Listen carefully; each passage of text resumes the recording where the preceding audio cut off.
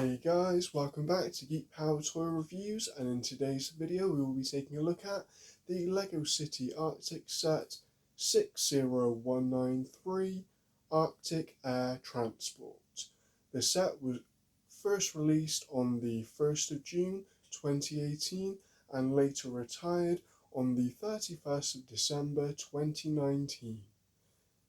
The recommended retail price at the time was £24.99p, and the current value on the set is £45.15p as of the 7th of November 2023. It came with 277 pieces and 2 minifigures.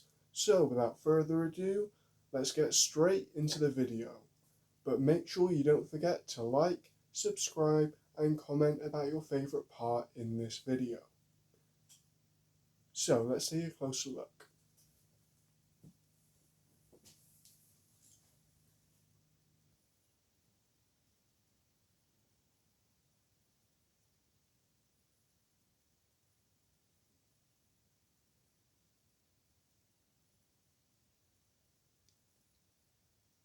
So first of all, let's take a look at the packaging. On the front of the box, in the top left hand corner, we see the LEGO City logo, and across the top we see the blue brickwork design in the background, a bit of the Arctic terrain, and then straight into the LEGO minifigure that was the poster child of this sub-theme for LEGO City. Here we see the recommended age range of 6 to 12 years old, and below that the set number 60193. The rest of the front of the packaging gives us an action shot of the Arctic Air Transport, the four-wheeled all-terrain vehicle, the large section of ice with the specimen inside, and down in the corner we see the other Arctic expeditionist climbing the side of the ice.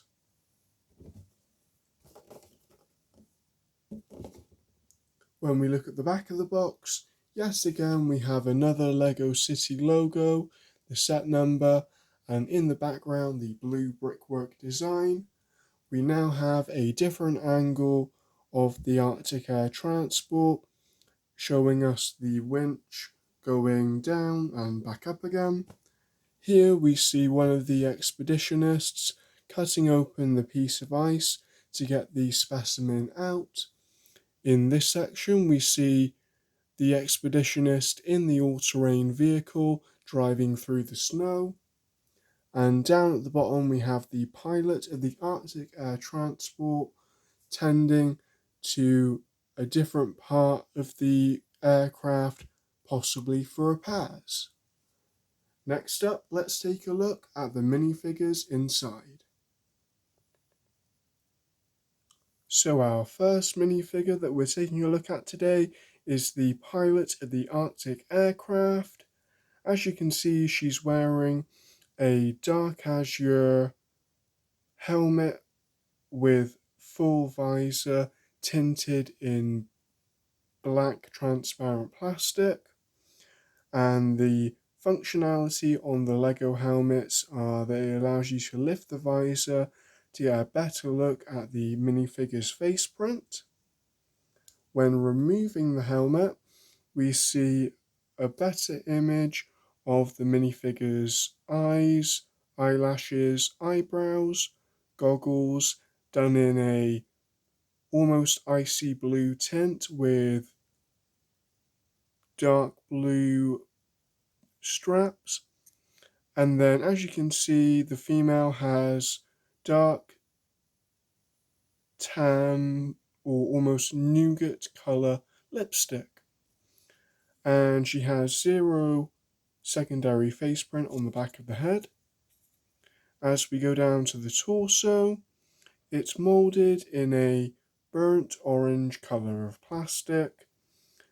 Then throughout, the black lines show us the detailing and stitching of the flight suit.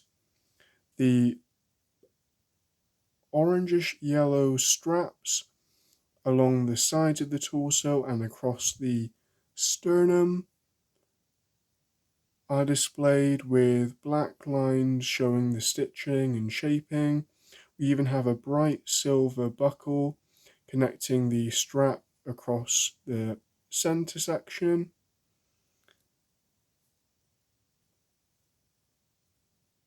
And then as we go further down, there's two more parts of bright silver printing showing the zips. As we go into the waist piece, there's zero printing. It's also molded in that burnt orange color of plastic. The same with the legs. And on the printing on the legs, we see a continuation of the flame yellowish orange straps and the bright silver buckles and zippers. There's zero printing on the side of the legs or the side of the arms, and the hands are molded in that dark azure colour plastic to signify her gloves.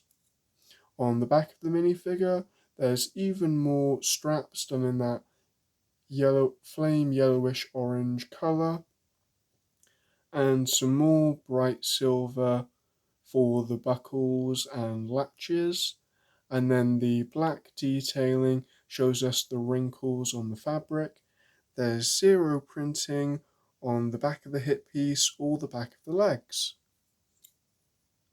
And when I pop the minifigure's helmet back on and put the visor down, she doesn't come with any accessories in the set, but that's okay because she'll be piloting the Arctic Air Transport.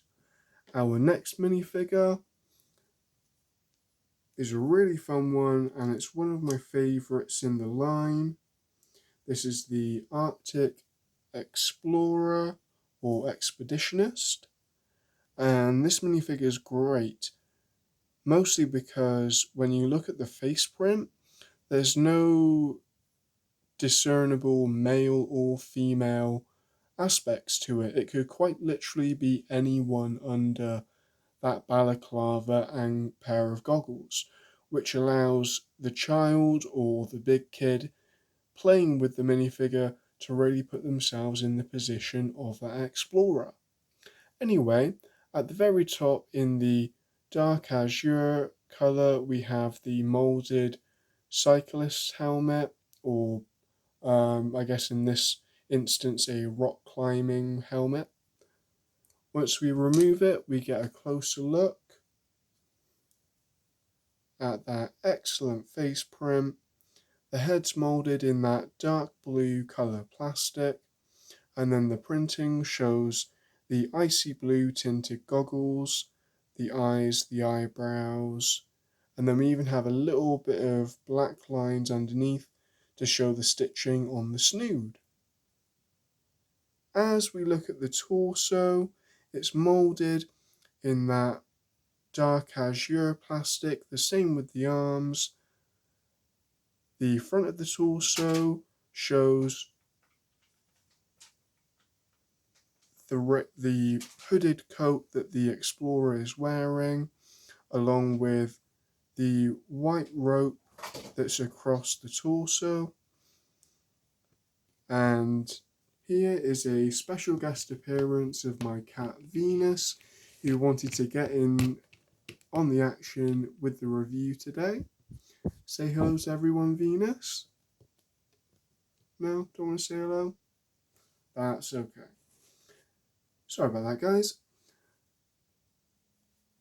As we get back to the minifigure, we see that the Explorer also has flame yellowish orange straps throughout its uniform for its safety harness. And then in the bottom left hand corner, we see the white digital device, possibly recording the heart rate or the temperature, whatever you might want to consider it to be. As we go into the hip piece, there's zero printing, and the hip piece and the legs are all moulded in that burnt orange colour plastic. As we go into the legs, we see more flame yellowish orange straps, similar to the pilot, and the bright silver zippers on the pockets. There's zero printing on the side of the legs or on the side of the arms, and the hands are moulded in that same dark blue colour of plastic to resemble the gloves that they will be wearing in the Arctic to keep them warm. On the back of the minifigure we see the hood from the coat, more flame yellowish orange straps, bright silver buckles, latches, and even a little pocket in the bottom right hand corner. And then we see a continuation of the white climbing rope that the explorer would be using throughout the Arctic surroundings. Now, unlike with the pilot, the explorer comes with plenty of great accessories for the terrain that they would be navigating. So the first one is one that we've seen quite a bit in this theme so far, and that is the light bluish grey circular buzzsaw. As you can see, I've got the explorer holding it in the vertical position, and once again we see all the nice moulded details to really accentuate that piece. Another one of the accessories is the ice pick. It's moulded in this is the light bluish grey plastic. The buzzsaw was in the dark bluish grey plastic. And this ice pick would be brilliant for when they're climbing the ice and when they're trying to dig their way out of any traps or falls, or trying to get a closer look at any specimens in the ice. And not only does the minifigure come with one, but two, so we can recreate the scene on the packaging of the explorer climbing that ice. Now that's everything to do with the minifigures. Let's now take a closer look at the rest of the set included. So first of all, this is the nice and compact all-terrain vehicle used by our explorer. As you can see on the front, there's a pair of headlights for any missions that they will be doing at night time. And then we have this nice large bumper piece attached using a snot bracket. On the very front we see that Arctic Explorer logo, which has been seen throughout the line in 2018. Oh, and my cat Venus wanted to invade the filming again so she could get her time in the spotlight. I think she likes the little reflections that come off the plastic. But let's see if we can get back on track. So here is the steering wheel, which actually does spin. And then for a seat, the minifigure has these 4 studs here in a 2x2 stud orientation. And then the side fenders here help keep the minifigure in place in universe. On the back of the all-terrain vehicle, we've got 3 clips to attach the 3 accessories. So the buzzsaw that we saw earlier can be attached like so and hinged up so it's out the way of the ground. And then the minifigure's ice picks can go just above that.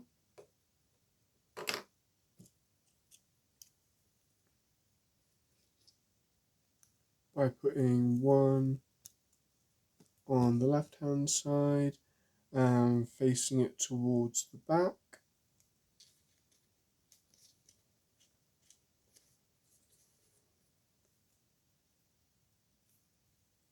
And then the second pair can go right next to it. And now it's all fully loaded.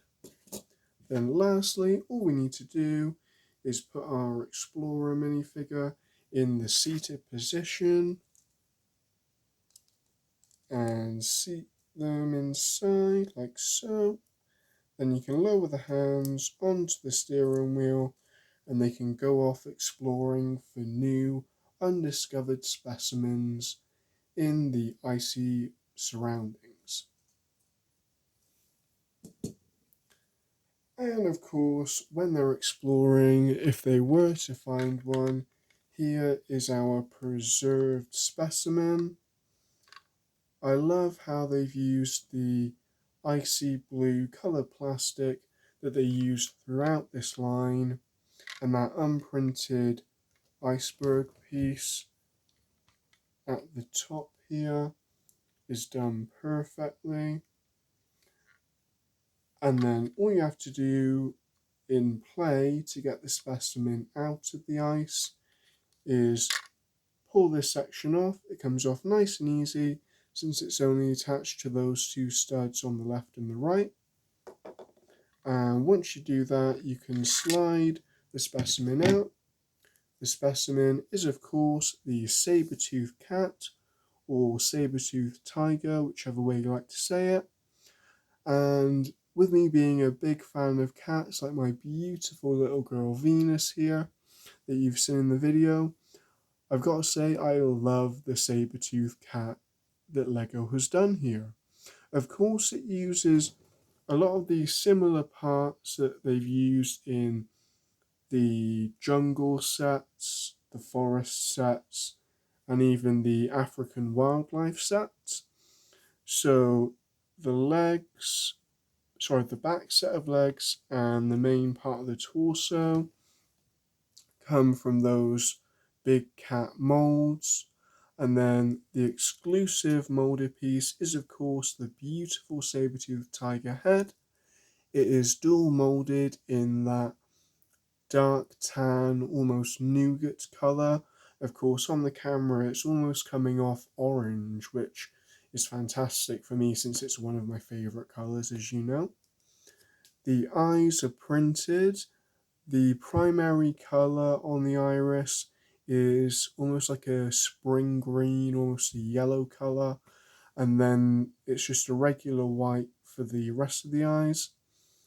They use black for the eyebrows. The nose print is a slightly darker, well, almost brown colour, and of course the teeth are dual molded, so that's all the white sections, that's a separate mold infused in the head. And I love the shaping for the sides, showing that thick bushy fur, and then you've got the proud ears up top, and the wonderful articulation with these figures are you can raise the torso at the hinge at the bottom there, where the back legs and tail attach to the main part of the torso. And then of course you can hinge the head up and down like so it can look like it's rearing up to attack or defend anything that shouldn't be in its territory. And then you can also have it like this, so it's sniffing the ground or maybe it's eating something. But the other parts of this beautiful mould are the brown painted sections showing the stripes, not just on this side, but on the opposite as well. And then on the top we have two open studs, perfect for putting a harness or a minifigure or whatever you might want to put on the back of a Sabertooth Cat. And once the specimen is taken out, that's what you're left with for the main section. I mean, in a play scenario, you could use it as shelter or whatever you want, really. That's the great thing about the Arctic theme and the city theme in general. There's no one prescribed storyline that you have to follow. You can really use what you're building to create any type of adventure. Anyway, back on track. The easiest way to transport the block of ice when the specimen's inside and the front is still attached is by the little loop on the top here. We'll get back to that in the later part of the video. Anyway, if you want to reload the specimen, the Sabertooth Cat into the piece of ice, all you have to do is slide it back in, and you want to make sure that the head is in the downward position, just like so. And then you can reattach the front of the ice, and it's nice and safely preserved inside. The last part of the set is, of course, the main attraction. That is the Arctic Air Transport in the style of a forward-thinking quadcopter. As to date, there are no such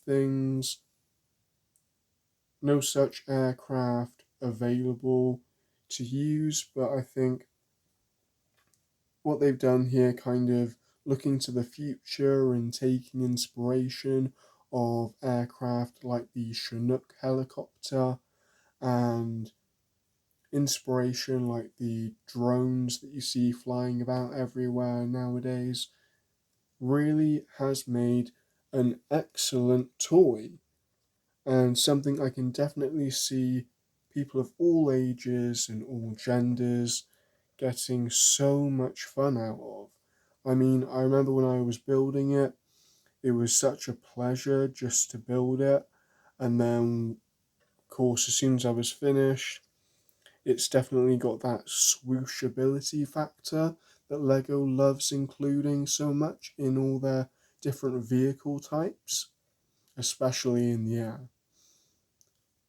And as you can see, I'm giving you a general overview of the details, but to get a bit closer, on the bottom we have a pair of skids at the front that can be rotated, to change your direction, and they also hinge up and down independently from one another, which is perfect.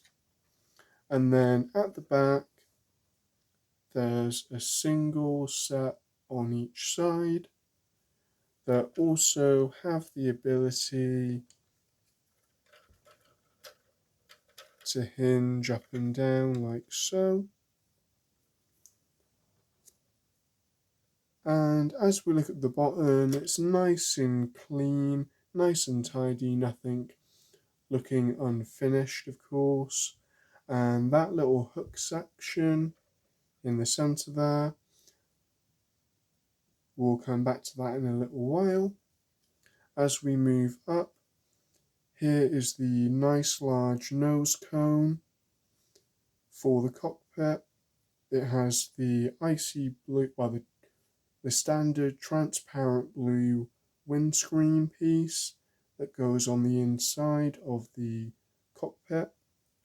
And on the top, we have the sticker of the Arctic Explorers. As we look through the rest of the set, the dark blue, dark azure, standard orange that's in throughout. The center section is all brick built, with the detailing on the front and the back being done with stickers.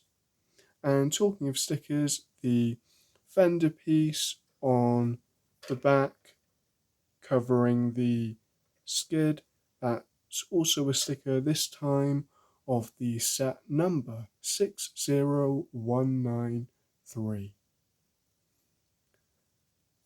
As we continue going up, we see the green safety lights just under the two sets of tri-blades that are seen on the top, and they spin nice and freely due to the low friction grey Technic pin on top of that modified 2x2 plate piece. And as you can see, they're slightly offset, with the front set slightly lower than the back set. And as we look to the back, we see the rear tail, which is hinged with that modified brick piece. And on both sides of the fin, we again have a sticker detail of the Arctic Explorer logo. As we look at the opposite side of the quadcopter, we yet again see a continuation of what's on the original side. I did forget to mention the two little lights on those fender pieces, which we have on both sides. And yet again, we have the brick built detail of the dark blue, dark azure, and standard orange design, with the stickers at either end and over the fender piece. On this side though, we have red safety lights just underneath the two sets of tri-blades for the rotors. Again, nice free flowing due to that low friction pin on that modified tile.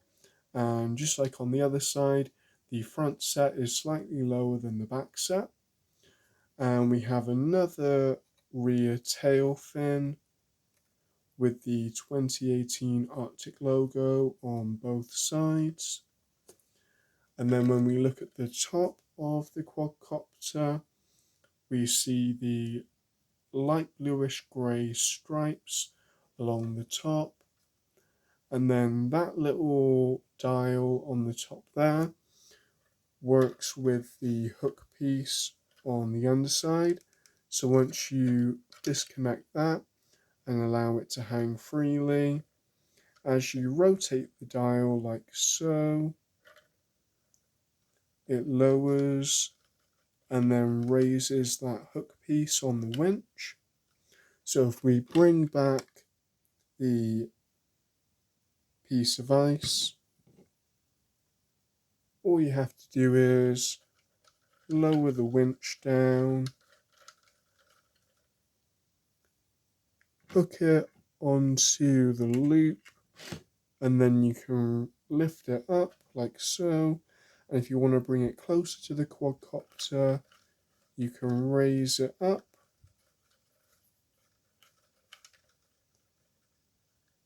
Of course, mine's spinning because the cable is slightly twisted. And then once it's in nice and tight, it can fly off to the research center or the camp for closer surveillance and research. And now that I've taken it off, I can show you all you have to do is attach the studded surface to that open hole here.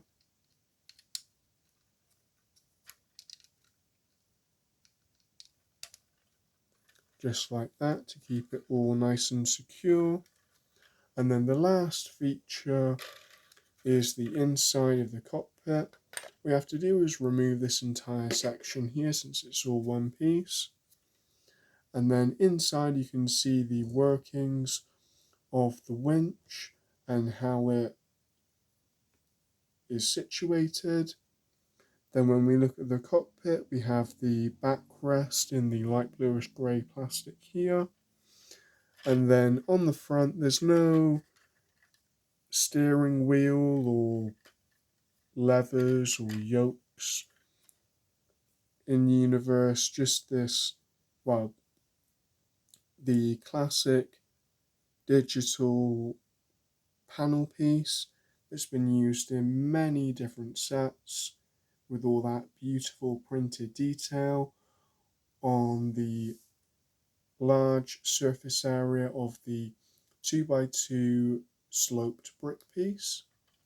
And then for a seat on the bottom, there's that 2x2 studded area to put the pilot inside. To do so is nice and easy. All you have to do is put the minifigure in its seated position. Then just nice and easy, put it on those 4 studs, slightly lean it back so you can get it all firmly in place. Make sure it's leaning forward all the way, and then lower the hands so they're in contact with the control board. And then as you can see, the upper part of the fuselage for the nose cone of the cockpit is only attached on these 2 open studs here, and the 6 open studs here.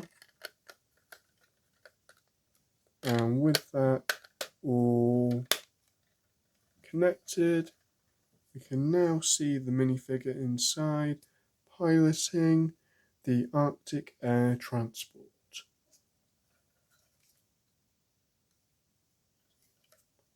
So that's about everything to do with the set. I'll now take you back to the main section of the rest of the video to give you my final thoughts.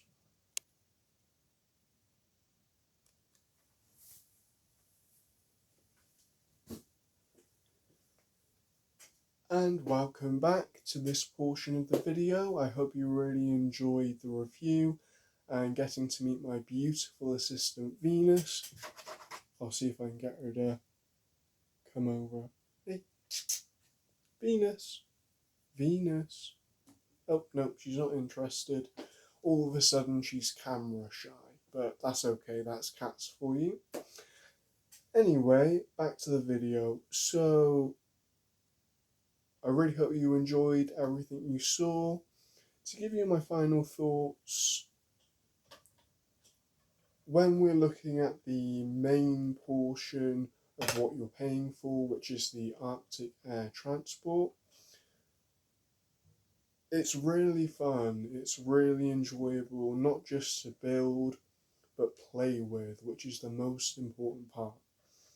All the different low friction rotor pieces spin so well. I've never had any problem that they're still spinning now. And then the functionality of the winch that you can control on the top as it lowers and raises.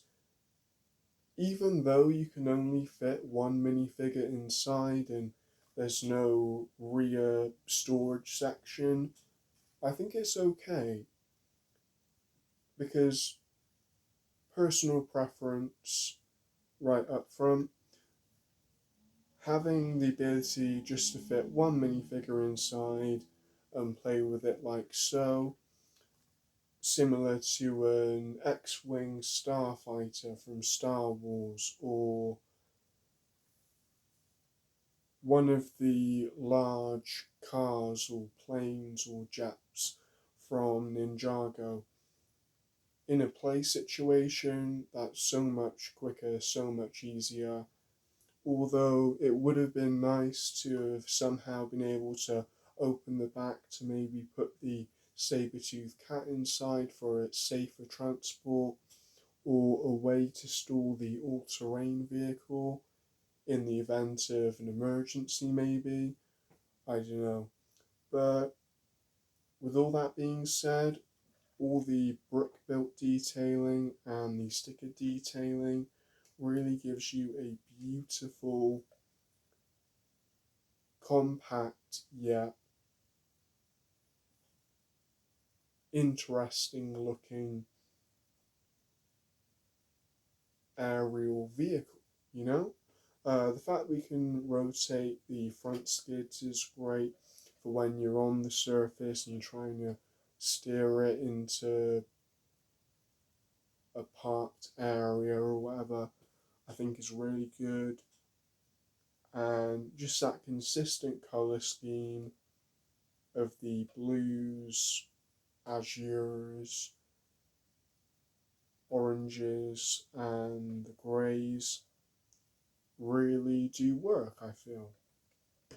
And then when we look at the rest of the set, like the ATV and the small piece of terrain with the cat inside, it really helps create a complete play experience just with this one set.